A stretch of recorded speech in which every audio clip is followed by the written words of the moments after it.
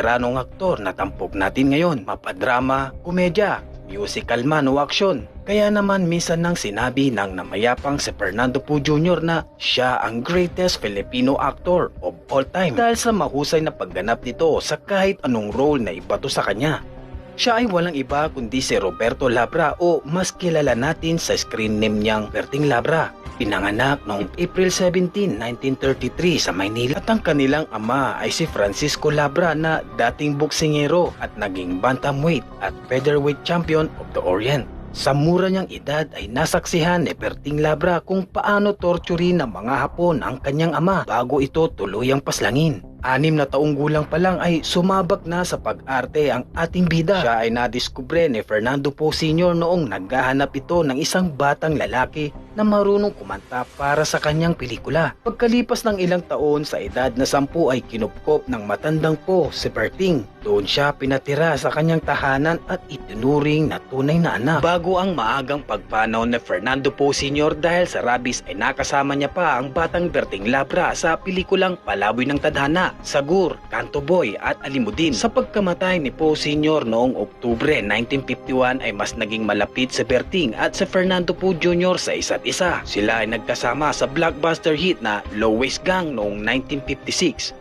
Dito nagpamalas ng angking galing sa pag-arte si Berting Labra kaya sunod-sunod ang mga naging offer sa kanya. Siya ang itinanghal ng FAMAS na Best Actor sa pelikulang Ano Ba Choy noong 1962 at Best Supporting Actor naman sa lumuluhang komiko noong 1964. Nakasama niya sa 2 pelikulang ito ang batikang komedyante at direktor na si Chiquito. Sa kabila ng biyayang natatanggap dahil sa sunod-sunod na proyekto ay siya namang pagpasok ng sindikatong Big Four noong dekada 60. Binulabog ng grupong ito ang mga taga-showbiz sa pamamagitan ng extortion racket. Porsahan silang nangingikil at kung hindi magbigay ng pera ay sasaktan at pagbabantaan nila ang mga kawawang artista. Noong July 22, 1961 ay napatay ng Big Four ang isang miyembro ng Lois Gang at kumparing buo ni Labra na si Boy Santa Romana aka Primitivo sa loob mismo ng LVN Pictures compound. Minsan na ring hinihinga ng halagang 5,000 piso si Berting subalit wala siyang naibigay kaya noong Marso 1963 ay dinukot ang aktor ng mga nagpakilalang pulis na napag-alamang mga miyembro pala ng Big Four.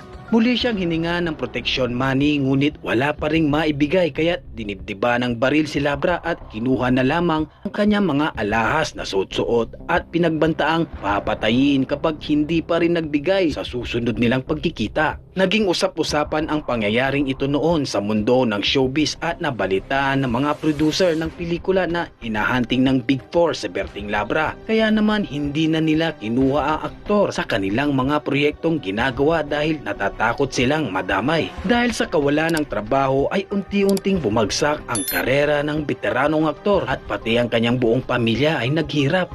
Pero alam nyo ba mga dre na itong si FPJ at ERAP ay pumalag sa Big Four? Tumanggi silang mabigay ng pera sa sindikato at naghanda pa nga ng mga armas ang dalawa sa bahay ni FPJ bilang proteksyon kung sakaling atakihin sila ng notorious na grupo. Dahil dito ay nagkaroon ng lakas ng loob si Labra na lumapit sa Untouchables upang isiwalat ang kanyang mga nalalaman tungkol sa Big Four. Ang Task Force Untouchables ay grupo ng pinagsamang pulis at NBI na binuo upang burahin ang sindikato. Ayon kay Labra ay ginawa niya ito dahil gusto niyang proteksyonan ang malapit na kaibigang si FPJ. Noong July 13, 1968 ay napatay ng Big Four sa Lanay nightclub si Jess Lapid Sr. Dahil dito ay mas lalong umigting ang operasyon ng Untouchables at tuluyang nadakip ang notorious na grupo. Nawala na ang pangamba ng mga artista lalong-lalo na ni Berting Labra.